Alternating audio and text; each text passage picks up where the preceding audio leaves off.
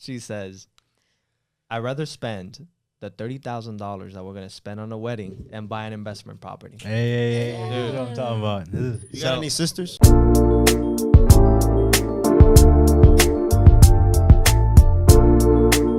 What's up, everybody? What's going on?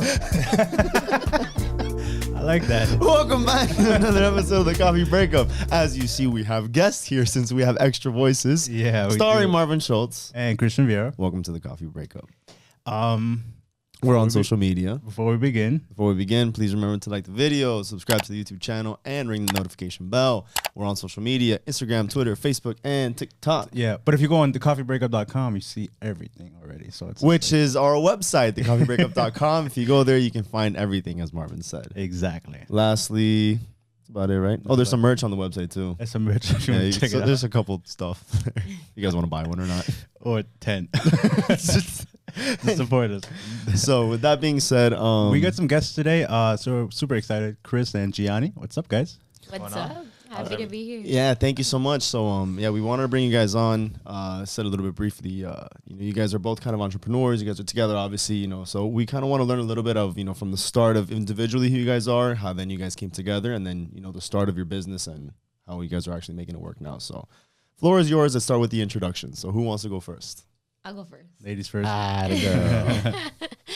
I like a What's up? strong woman. My name is Gianni. Right now, I'm the owner of House of Jewels, Miami, an online fashion jewelry store based here out of Coral Gables. Prior to being an owner of my own online store, I was in the corporate finance world.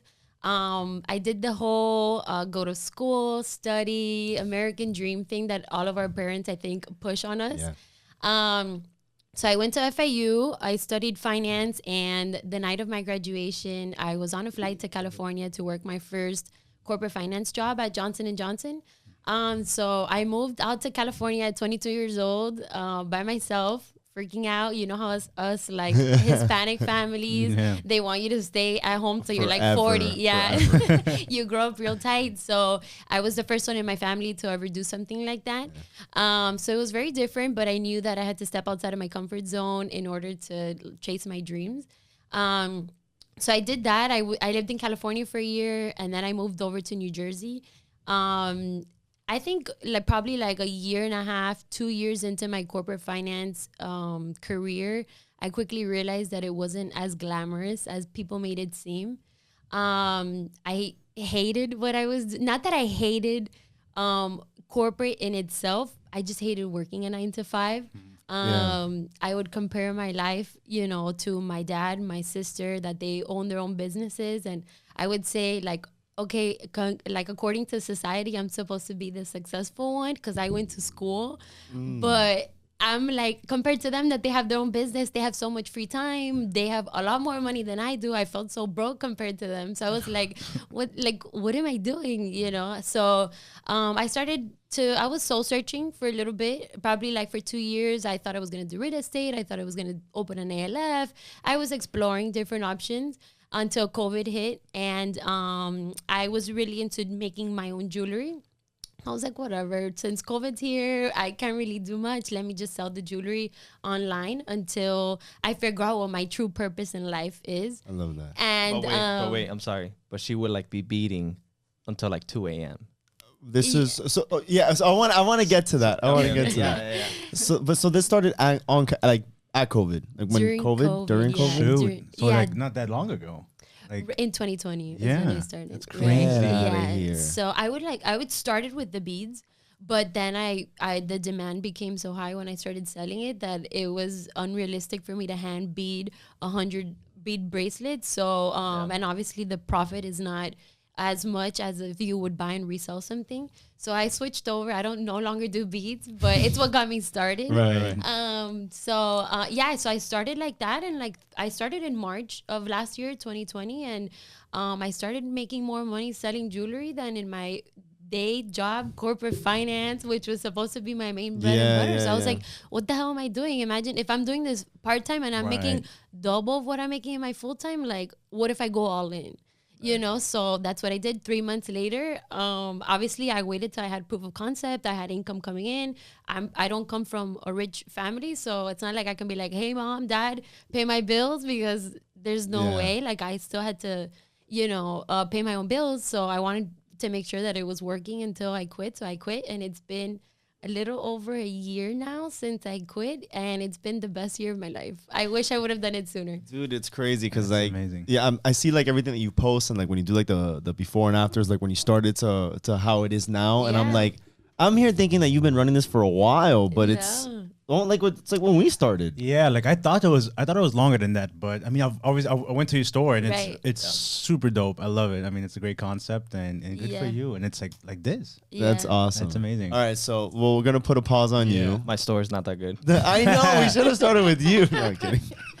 No, but go ahead. Let's take us from when you started, obviously, to then, you know, you got into photography. And I know that you got into it quick, but you put in the amount of hours necessary to get to where you are now in such a short amount of time. So I was, as I mentioned before, not that good. But so I was in the finance world as well. Before, I used to work at Finca as a bartender. Then when I turned like 23, one of my friends, he used to be a finance manager for a dealership. And he was like, hey, man, you should definitely come work for me. Oh, well, with me. So he got me a job as a salesperson. And within a year, I became their finance manager. So I got Rookie of the Year that first year. And then I became their finance manager because I was doing like, pretty well. Then I lasted in that job for like 3 years. And then one day, she needed product pictures for her jewelry. I remember. So Put him to work. Yeah. So one of my friends, he's actually a photographer, and I reached out to him, and I'm like, hey man, you know, we're actually looking for product photography. And at the time she was paying $45 per product. For one picture per product? For one picture. Oh, Jesus. And she needed 40 products. So it's obviously a lot of money. Yeah, it adds up. So I go to him, hey man, you know, we're paying 45 now.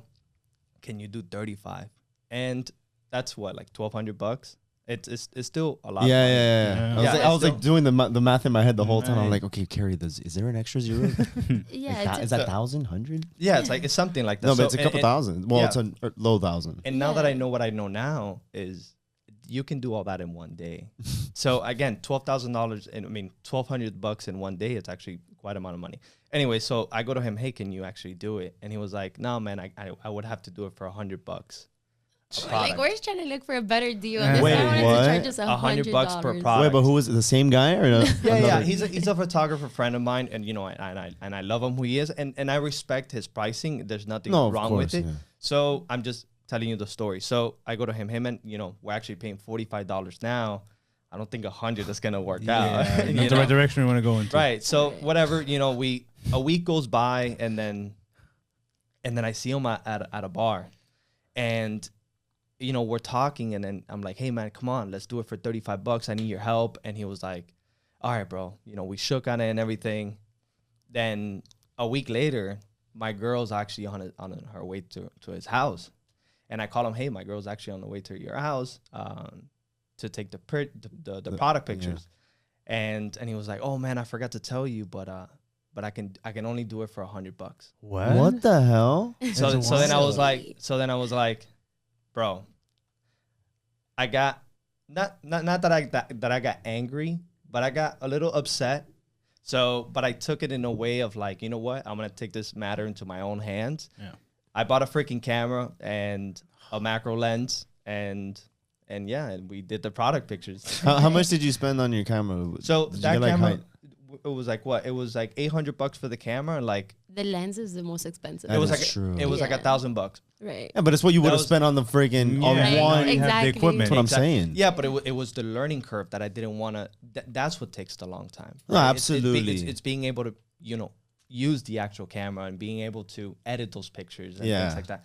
So after that happened, that was like our first little camera that we would use for like the product pictures.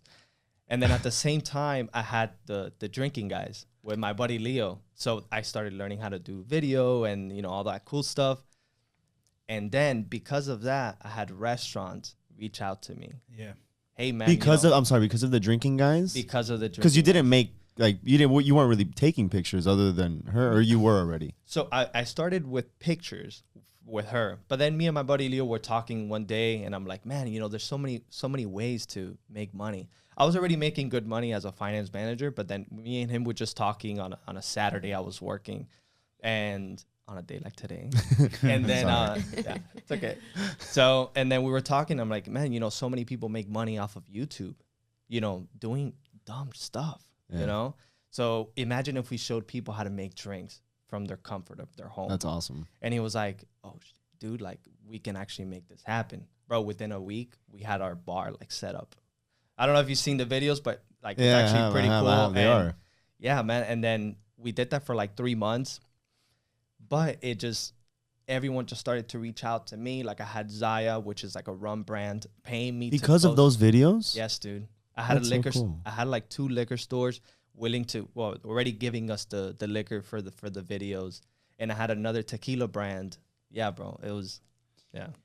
I mean, I've seen your pictures and they're impeccable. I don't understand how you got so good in such a short period of time. Do you have experience in the past with photography? Oh, listen, if you ask any of my friends, or if you ask Gianni, right, self-taught, bro, like I had nothing to do with photography, nothing to do with freaking cameras. Like I knew nothing, but thanks to my finance job, I was able to learn everything because I had so much time in my hands, and instead of, you know, just sitting on my desk and not doing anything, I would actually go on YouTube and learn everything.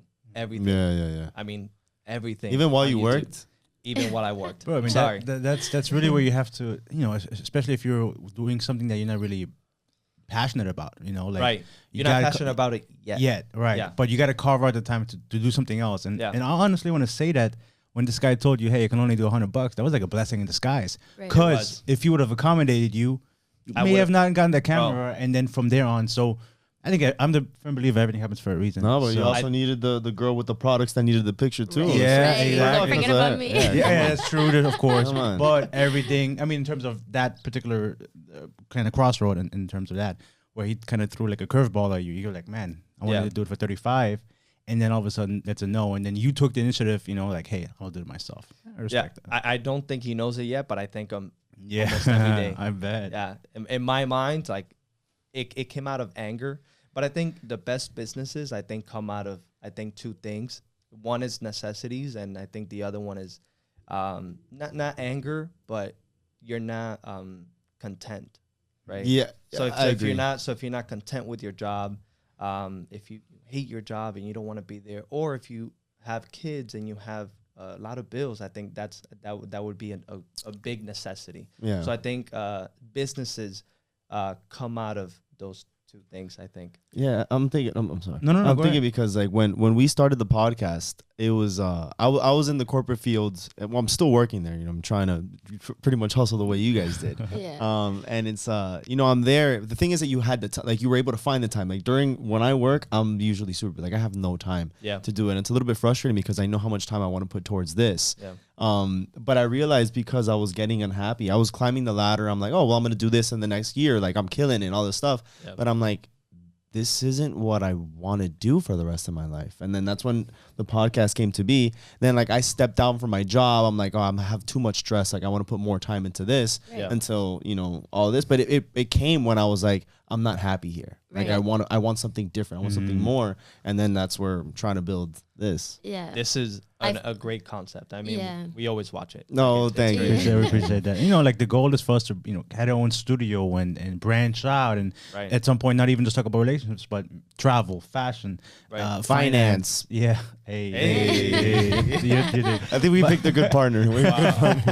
That's amazing. But I mean, I remember when, you know, this happened. I mean, kind of Chris approached me and I kind of, he helped me out in such a tremendous way. And then I wrote my first book and I mentioned him and it's like, nice. I think that gave him like a little bit of a it was like, you know? Man, if I was able to impact him so much to mention me in a book, imagine what I can do with more people. And then that's when we came together. He was getting feedback for his writing and it's like, dude, let's just get together and have these conversations. So I think we're in a good direction, but that's the big reason why we want to bring you guys on, you know, not only for everyone who's watching, but also for us. Absolutely. To learn pretty much, you know, from start to finish of how that was to how you are today. Right. And it doesn't necessarily mean you have to hit rock bottom financially, because I'm sure you're fine with what you're making, but it's more of like an emotional thing.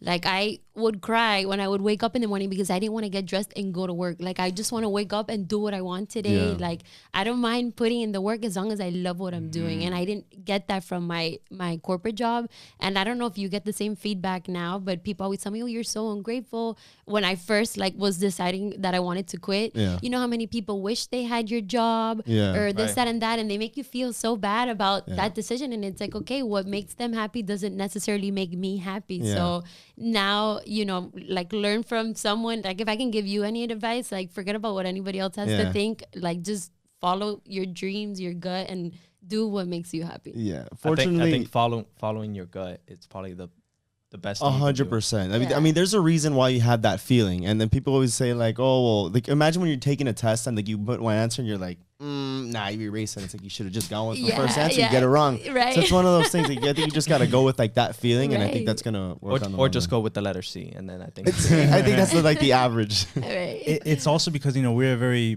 unique point in our lives where we are able to do what we, you know, in terms of social media, the access that we have, you know, and we're young, you know, you got to take chances when you're young. You got to, you know, if you were, you know, you were in a stable, both of you guys were in a stable, you know, stable condition in terms of your career. And you guys decided to take a chance, you know, it's a lot of people wouldn't have that courage. And unfortunately, that's kind of where growth lies, you know, between, you know, that comfort zone and then like jumping out into that deep pool. So, you know, kudos to you guys. And it definitely requires some sacrifice, because prior to me quitting my job, I was living at the beach. Like I moved back home with my parents so I can save that amount of money in rent. Because when you're starting a business or it's all new, you don't have guaranteed income, you know, but I was willing to make those sacrifices. And I think that's to your point, like some people are not willing to give up on the pleasures that'll make you happy now for the future. But I was like, I need to do it now. I don't have kids. I don't have a mortgage. Like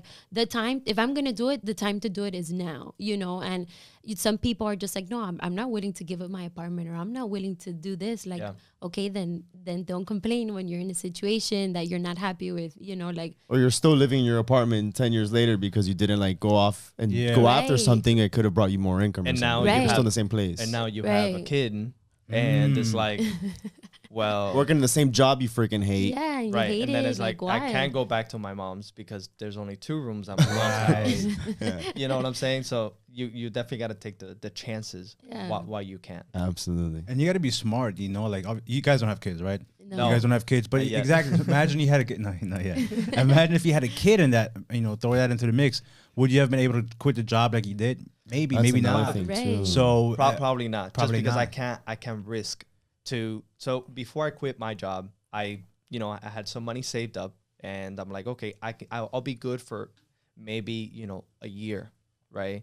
Of, you know, expenses, you know, going out and things like that. I wanted to have like a year worth of expenses, so I wouldn't stop living, but obviously a little bit more conservative. Because in my head, when I started photography, I was like, who the hell's going to pay for my pictures?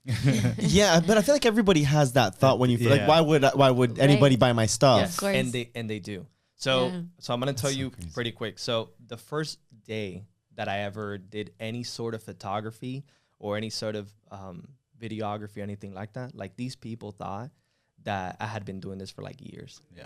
And the thing was that you always got to have confidence in your work, whether you don't know what the hell you're doing. And I think, and you know, people say like, fake it till you make it. And some people say it's like, well, why are you going to do that? But look at it from another perspective. You got to act like you're very confident in your work. So you kind of have to fake it, but you're not really faking it because it's you, right? No, I think I know what it is. Yeah. What are you going to say? I was going to say you have to believe it. Because if you don't believe it, who else is going to believe it? Correct. Yes. Because, you know, like, yes. Because when we recorded, not recorded, but we worked together once last year, and this guy, like, he was all about it. And I was like, this guy must have been doing this for years. And it's probably his like third time months. Stepping into the Like, I'm a scrub of a mod. He probably thinks I'm an idiot. Yeah, this guy. So it's like your own thoughts against you. You know, like, you have to believe it. And if not, especially if this is your dream, who's going to dream it for you? Like, you have to go out and do it. Yeah, and you also have to, like, if that is your passion and that is what you enjoy doing, it's going to also tie into you believing in yourself because you want to do it. It's not like, oh, well, now I have to go take some pictures. I got to go record. It's like, oh, man, I'm pumped. Like, I can't wait to do this. Like, this is what I want to do. Can't wait to do the edits. I'm going to be there for like ever, but I can't wait to start playing around with it and put my own little spin on it. Like, that's fun. Right. And that just makes you enjoy the work to make it like that good where it looks like you've been doing it for years. Like, so just run a little example. Yesterday we went out and I got back from dinner and I finished work. I finished work at 12:30 a.m., but it doesn't feel like work. Right. True. It feels like it's mine. Right. So there's actually going back to what you said about, you know, chasing your own dreams. I actually posted a picture which you didn't like, but it's okay.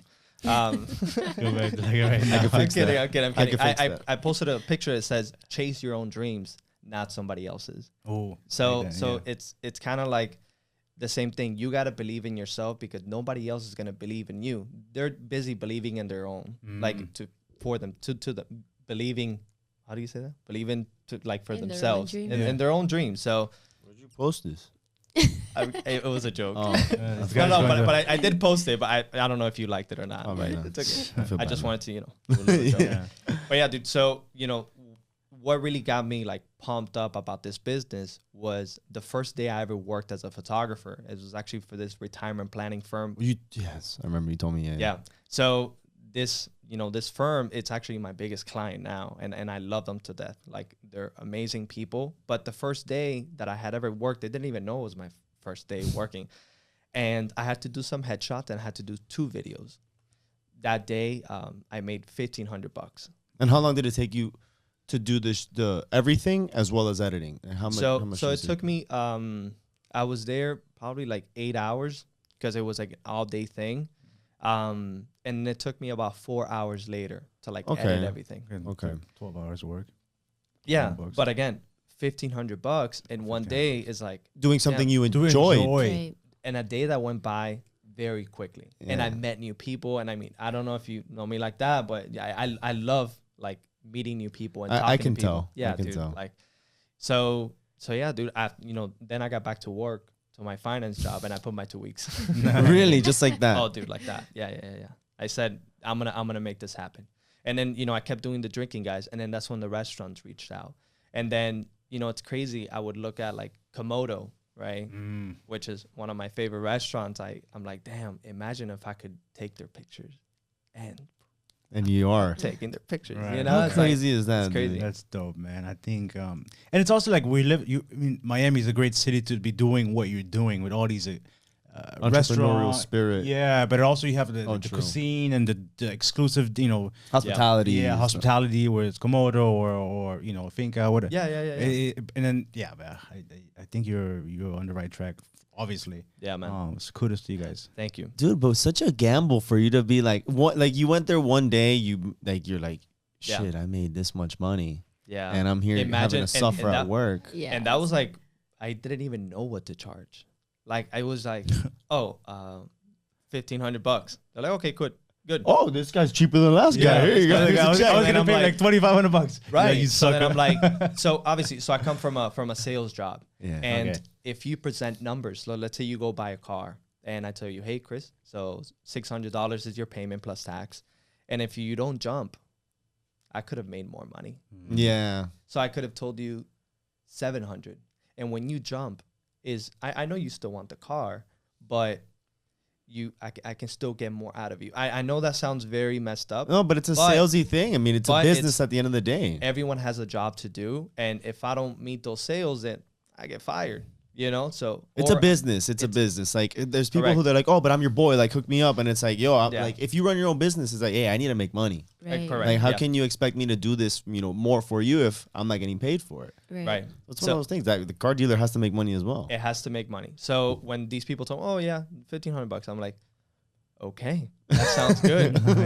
But no, I mean, I had a great time, and it was a good learning experience. And yeah, ever since then, I've just been acquiring new clients and new clients and new clients. And that it has been like, 8 months? Right, like eight. I quit my job last November, 9 months. Something like that. How cool is that? During COVID. Yeah. During COVID. The thing is, man, like, and especially when you're trying to go after your dream, you can always get another job. And that's the reality of it, especially if you leave like a good terms. Another bullshit job. Exactly. So if it doesn't work out, okay, like then you go back. you find something, you go back. Yeah. So always something I hear, like, Gary Vee and all these people say, like, yo, you can always get another fucking job. Yeah, Right. for And sure. so it's like, take that chance, take the initiative, and so, good for you, bro. Thank you, Yeah, man. happy for Thank you. Appreciate it. So then, And I couldn't have done it without my jewelry. we're gonna get in there now. So then, talk to us about the dynamics of you guys. How long have you guys been together already? In December, Tell we 'em, make baby. 3 years. Tell 'em. 3 years. So years. Is it because you don't remember? One day. At all. Listen, I know our anniversary is in December. It's the whole month of December. Because he doesn't remember the date ever. What day you is it? deserve them all. Exactly. No. Yeah. The You- 8th. baby, tell them it's the whole month of December. The whole That's month? That's You yeah. deserve it all. Yeah. Right. Okay. No, I just what is it? The 25th. No. 26th. The You just She said told the you. The 8th. The Yeah, you 25th have is like 2 Christmas. weeks. You see, I'm telling you, bro. It's the whole month. It's the whole okay. month. It's okay. So, and how did you guys meet then? So he reached out to me through DMs. How was it? Slid in the He end. slid in the DMs. What did he react to something or did he say something? I think she posted a gym picture. She went to a Legacy Fit. 100. She was. Hundreds. No, not The fire, It was a The fire. clap? Oh, it's the fire. Really? The Yeah, fire. it was the fire. It was the fire. I'm like, damn, that's fire. And she reached out. She was like, oh, thank you. And I was like, okay. That's all you needed. Damn, bro. That's all you needed. No, at first it was like, damn, she's pretty dry, but I like that. You know what I'm saying? So what did you? It was just like, thank you. Yeah. Yeah, it was like something it was like something like simple. thank you, because she didn't know exactly who I was. We have mutual friends. Okay. Right. My But she boy could have Omar. just not responded at all. Right. just Could liked have it. left them on red. Or- I liked it. Facts. Yeah. So for like the next 2 weeks, I just started, inviting her out. Hey, we should definitely go grab a drink. And she had every excuse in the world. Like, bro, she would be at Marlins games. She would be like at Heat games. She was like, oh, I'm busy today. And then I would see her like at a Marlins game. And I'm like, okay, that's fine. Yeah. And then like you don't even watch sports. And that week you went to like every single day. Right. It's crazy. Yeah. You know? Right. So it came down to like our Basel, right? Yeah, it was Art Basel. And then I'm like, hey, come on. Give me a Yeah, chance. Give me a chance. No, I'm like, hey, look, I think it's time for me and you to actually go out. So How long was it from there to Yeah, our like- Basel? like 2 From- It weeks. was like 2-3 weeks. All right. Okay. Then But like 2 weeks. here's like my side of the Yeah. thing, right? So, we have mutual friends, right? So my best friend I forgot is- to mention that. Yeah, we Yeah. have my best friend Natalie, her boyfriend has a group of guy friends, right? So like probably like 6 months, but like 5 months before, they were trying to hook me up with his best friend. Right. So, but nothing ever happened. I think we went on a double date, but we never like did anything. Like I was like, this guy has too many problems. Like I'm out, girl. Like I think I got picked up and everything by like a friend and Really? went home. Yeah. So it wasn't I like actually that. don't know any of this. Carry on. You're lying. Please tell me. I'm lying. Yeah, I'm in trouble. Get out. So I was like, and then he's like a friend in the group. So in my head, I was like, Little do weird. you not know? Like, I don't want to be that girl that Homie like, hops. yeah, not that anything ever happened with that guy. Like we didn't like at all anything, but still like, imagine if I show up with him and that guy's there like, oh, hey, I know you. He's going to be like, how do you guys know each other? Right, So I was right. like, this is like a little weird. So then throughout those 2 weeks, I kept swerving him because I'm like, does he not know? Like, why would he be trying to hit on me if like they tried to hook me up with his best friend, right? Yeah, But I actually didn't know at that time that they had gone out, but then obviously we spoke about it later on. so then I told him, I'm like, hey, by the way, like I just like the reason I've been swerving you is because they tried to hook me up with your friend, and I see you have pictures with him, like. So I just don't want that awkwardness. As long as you're okay with like, you know that, then, I'll give you a chance because he was very consistent. So I was like, okay, like I feel kind of bad keep making up excuses like, hey, I gotta study, and then I'm out at like a Heat game, or like, you know, I was just making up excuses, except for telling him the truth. So I was like, let me just be straight up with him, and then he can take it how he wants it. If he still wants to be consistent, he can, and if he doesn't, then I totally understand it. But then when I told him that, he was like, oh yeah, I do know he's actually the one that told me that I should get with you, that you're a really good girl, you're a really good cat. I'm just looking at his face in the background like. So I was like, okay, as long as he knows, then I'll give it a shot, you know. And then I give it a shot, and that's it. We've been together 3 years. Tell him. That night. I'm like, No. Well, that night I was like, because I thought since he's from our same friend group, I thought he was my same age. So he's actually 2 years younger than me. oh. Yeah. So when I got in the car and She kind of freaked out. yeah, I was like, oh God. Well, you have like the Papa, vertical you ID or eat- something? No, bro. She was. How did it start? I don't know how the conversation came up that he asked me how old I was, and he was like, he knew everything about me in a way. This guy. Well, I has, mean, I knew FBI, yeah. yeah, resources. a little bit. Yeah. No. I asked her. We were just talking, and then I'm like, oh, how old are you? And she was like, oh, I'm 20. But at the time I was 26 and he was 26. 24. And then she was like, how old are you? And I'm like, I'd stayed quiet. And then she asked me, she's like, how old are you? I'm Do I like, lie? Do I not? I'm 24. I was like, oh God. In my head, I'm like, I'm wasting my time. Like, Really? he's younger. Like, I'm at a point in my life where I'm not trying to date unless it's something serious. Like, if not, I'd rather not waste my time. Right. So, And he's younger than me. So I'm like, this guy just probably wants to go out and like have fun and probably not call me in a week. I don't know, you know? Yeah. so how come, like, is that like a thing where you prefer, like, or generally speaking, most women prefer older men, or at least men that are the same age because of that? Well, not even the maturity? same age. I bet you think someone your age is still immature, right? At that Yeah. point, especially. Imagine like, younger, like a baby. Right. That's what Thinking it threw you off? I don't think it has to do with age. I think Right. it has to do with how mature you are. Sure, but if But we does- can, there's not a direct correlation because you could find someone who's younger who's more mature. Like I Right. think you're a very mature dude. I mean, Thank you. Yeah, no, you that was also a couple years ago. Yeah. You're a little bit older now, but for when I met you, you're probably a little younger than me, but you're still Yeah. pretty. You have a good head on your shoulders. Right. Yeah. But Thank you. there is a little bit later maturity for men. Yeah, and most 100%. women would prefer knowing that. They say, well, if I Right. want someone who's as mature as me, they have to be older. And normally it is. It is. Yeah. Yeah. It does take men longer to. No, 100%. It's just also so crazy how only 2 years, like for her was, Yeah. oh, this guy's a child. I was this like, guy's 2 years Papa, younger you than you. turn like I'm wasting my time. No way. Yeah, It's type crazy thing. how That's what I just felt. 2 Like, years. oh God, in my head. It's also But- in your 20s. There's also like so much learning and maturing and developing that, you like, find yourself. 24 is like is a year. Oh, It's yeah, like a rough yeah. year. It's, especially like experiences and Yeah, you're still partying, Yeah, like- yeah, for sure. You know, and I was already at a point where I'm like, I'm not gonna like just date just to date. Like I'd rather focus on my business or my own things. Yeah, but you like judged him so hard without even getting to Yeah. know Yeah, him. yeah, Like, yeah. hard. Well, This guy didn't even want to say how old he was. yeah, should have lied. No, bro. I put on my chest. I'm like, oh, I'm 24. Deeper voice.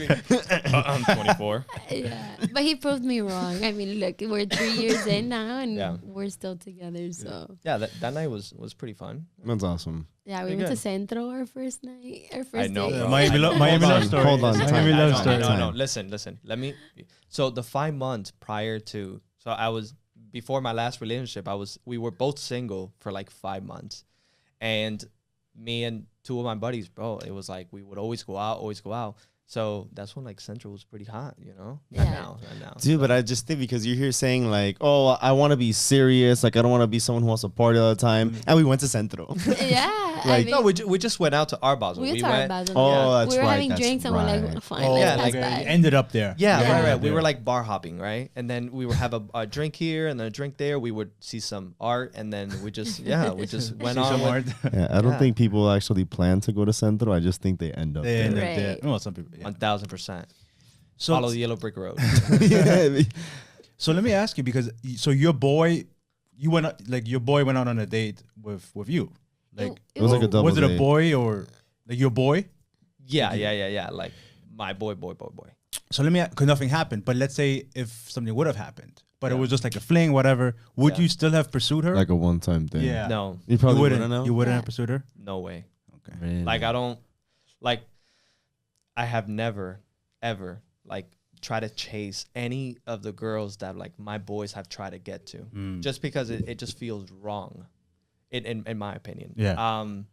But I didn't even know they had gone out, to be completely honest. I had no clue. And one day he tells me, he's like, hey man, you should look into this girl, you know, because obviously I was single and like we would always talk, you know, hey, check out this girl, you know, you know how it is. And yeah. And then he was like, dude, you know, check this girl out. Look, you know, she's pretty and all that. And then yeah. But I had never, he didn't even tell me, maybe because he didn't want to like make it weird. But then why refer her out? Like, why then say, hey, you should check her out? I have no clue. Maybe because it didn't work. Like, I mean, maybe nothing was there. He wasn't ready, but he didn't like. Maybe he saw like something good and said, or maybe she's crazy and he's like, yo, you do it. Yeah. Let me get her off my back. No. Yeah. No. It's not the case. Right. But that is pretty cool. Damn. So okay. So. But it really wasn't anything. Like we went like my friend invited me and then his friend invited him and like we went out, but it wasn't like no. nothing at all. We get it. At all. Let's go back to you guys. So you then decided to start your bit. Like, how was the dynamics of the relationship leading up to that? Did you being unhappy with work, did it ever affect the relationship? Maybe you being like annoyed with work, and then when you started your business, how did that ever play a factor? Like, oh, babe, I can't, or I got to put here. Because obviously, especially when you're first starting, it requires a lot of time of your own investment. Right. So how was that from start to?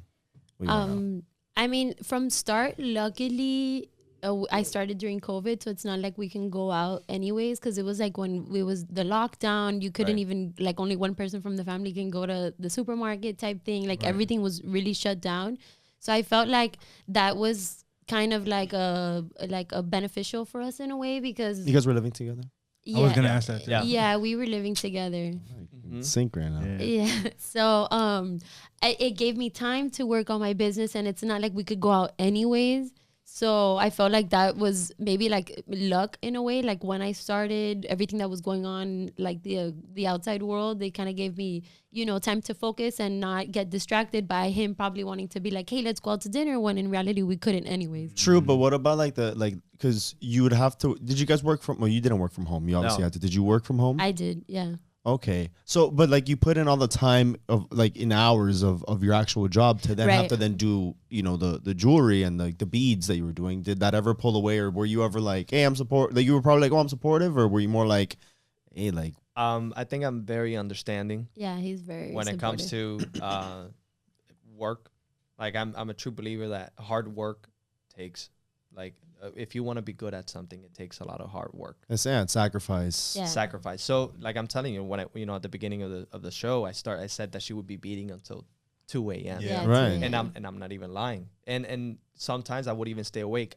I wouldn't help her bead because I'm not good with that.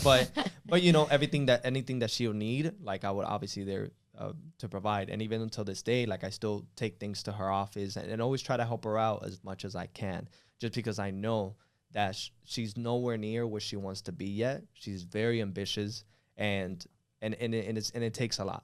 It takes a lot of work. It takes a village. Yeah, but he's always been like very supportive. Like he was a lot of nights for many months. I would, because I was like you. It's not like during the day I had free time. I was like busy and had actual assignments and bosses calling me. So it's not like during my 9 to 5 I can kind of squeeze some work in. Like I was. And then he's not there. So then by the time he does get home, it's like, well, now I got to start my side hustle. Yeah, exactly. So now I got to start my side hustle. So, you know, he was very understanding, and he, like, I would go to bed at 1, 2 in the morning and he wouldn't get mad at me for like not watching a movie with him. Yeah, like he was very, very understanding. So I think that's an important, I guess, aspect to have when you're dating an ambitious partner, because if you're constantly trying to distract them or making them feel bad about what they're doing, like, hey, you're not spending time with me, like during the most critical time of their life, you know, I don't think it probably would have worked out, because I'm at a point where I'm not happy where I'm at and I'm trying to figure out my life.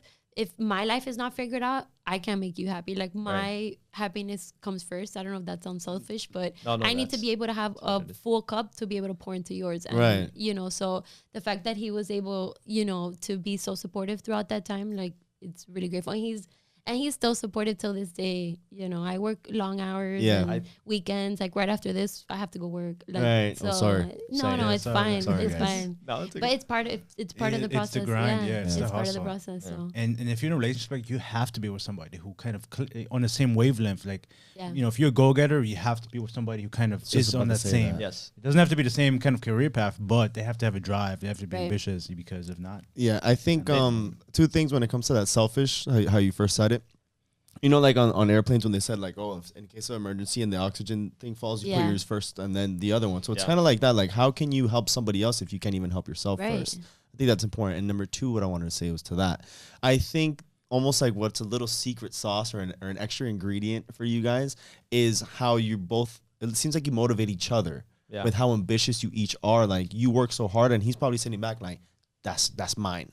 Yeah. Like, it makes me want to work. And then you see him in his photography, you're like, that's my man. Like, look how he's killing that shit. It makes me want to work. Do you guys feel that? Like, does it kind of motivate each of you guys together? Yeah. And, or like, I think what motivates me is like seeing the cash or like the sales. Seeing the money. Seeing the money. Yeah. So like, it's like, oh, wow, we made this much this month. And what are we going to do next month? Like, you know, I feel like that kind of like drives you, because one thing about being your own boss is your hustle determines your paycheck, right? It's not, it doesn't matter how many hours you work, like, and you know, you're at least when I was in, you're getting the same result every time. So it makes you want to go harder, like, you know, and you kind of motivate each other, like you said, like, okay, we did this much this month, let's go harder next month, you know, see what we can do. That's awesome. Yeah.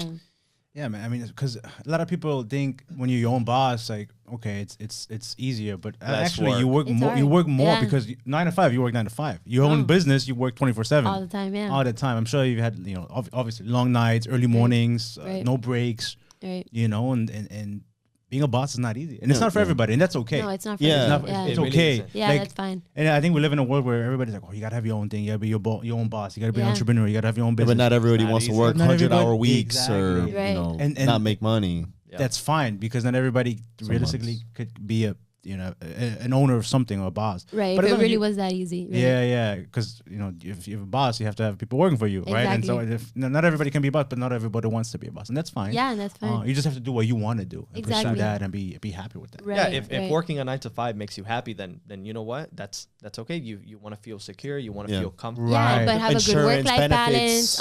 You know. But being a boss is nowhere near feeling secure. Yeah, it's not. It's scary. Work-life balance. Like, I think her, like, one of the biggest challenges is, and you don't know that when you're not a boss, hiring like employees. Right. It's the hardest thing. Right, because no one cares like how no one cares like you know?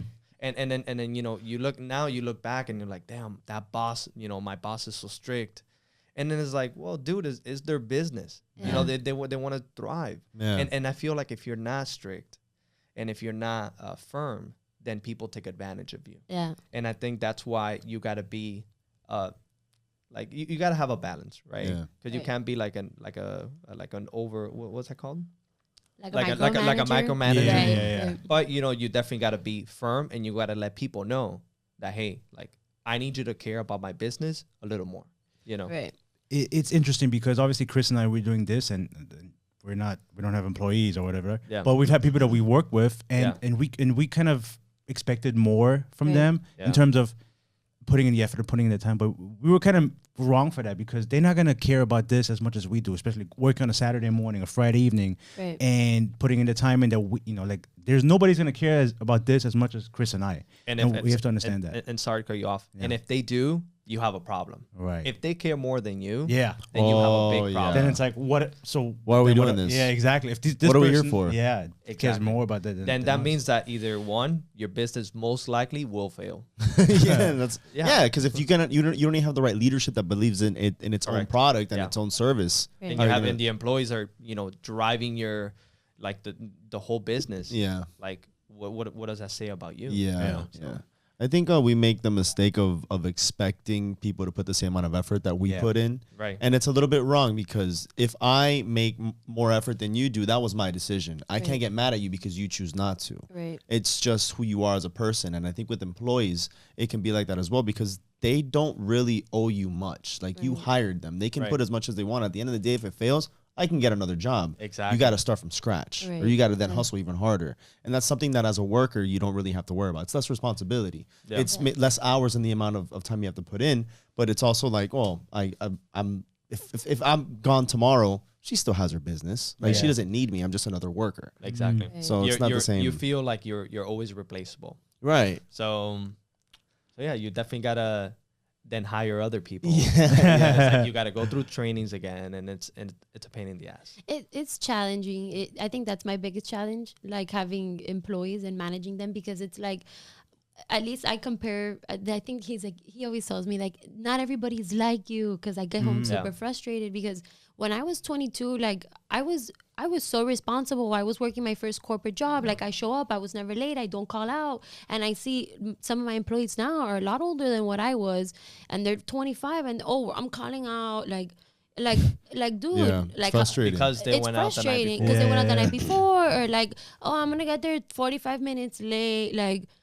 Dude, like not for nothing, but you're like a grown ass woman already. Like it's time for you to be like responsible, or like have, like, I don't know, just show up and be there for yourself. Like maybe, not that I'm saying I offer a bad job, because I feel like working for like maybe like a jewelry store is good for like people that are still in college and stuff like that. But at least if I'm 25 years old, the way that I am, I wouldn't be working that type of job, that's the thing. I mean, if that's who you hired, I think it says a lot about that person and what they're trying to accomplish. Because think about it, there's two people you can hire. There's someone that's in college who just wants to learn and make a couple money, like a couple bucks, or someone who's older that's just like, no, aquí yo me gano mi quilito, I make my little money here, I go home and then whatever, like for my stuff. Like it's because if you find someone in the middle who's young, who's still partying, or that's maybe they're ambitious to do their own thing, you know that they're not going to be there long, or they're not someone you can rely on, because either they find something else or they're just not going to put the same amount of effort that you want, which kind of expected. Yeah, so it's like you said, like your expectations are this, and then most of the people that you work with are like down here, and it's like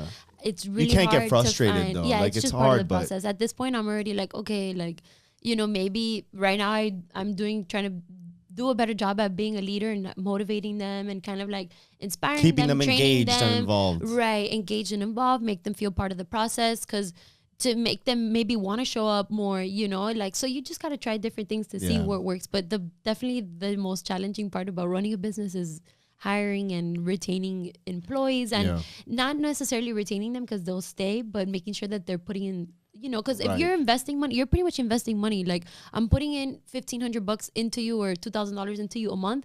I need to make 4 or 5 or even more thousand off of you a month, because true. like you have to have an ROI off of an employee. If they're not making you any money, then they're not producing. What's the point of having them? So it's hard. So let me ask you: the people that you employ, are they your friends or families? No, ever. Because